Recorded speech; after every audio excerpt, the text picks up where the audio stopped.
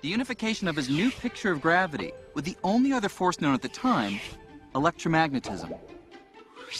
Now, electromagnetism is a force that had itself been unified only a few decades earlier. In the mid-1800s, electricity and magnetism were sparking scientists' interest. These two forces seem to share a curious relationship that inventors like Samuel Morse were taking advantage of in newfangled devices such as the telegraph. The relationship between electricity and magnetism was so obvious in nature that it demanded unification.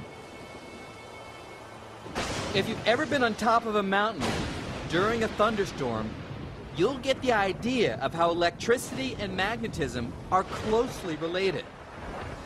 When a stream of electrically charged particles flows, like in a bolt of lightning, it creates a magnetic field, and you can see evidence of this on a compass.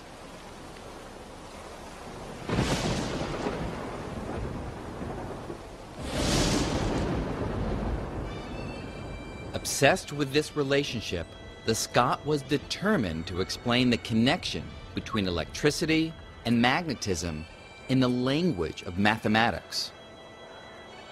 Casting new light on the subject, Maxwell devised a set of 4 elegant mathematical equations that unified electricity and magnetism in a single force called electromagnetism. Scientists found that gravity and electromagnetism are not the only forces ruling the universe. Probing the structure of the atom, they discovered 2 more forces. One, dubbed the strong nuclear force, acts like a superglue, holding the nucleus of every atom together, binding protons to neutrons.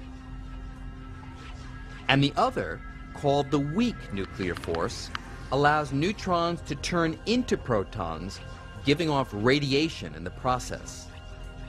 At the quantum level, the force we're most familiar with, gravity, was completely overshadowed by electromagnetism and these 2 new forces.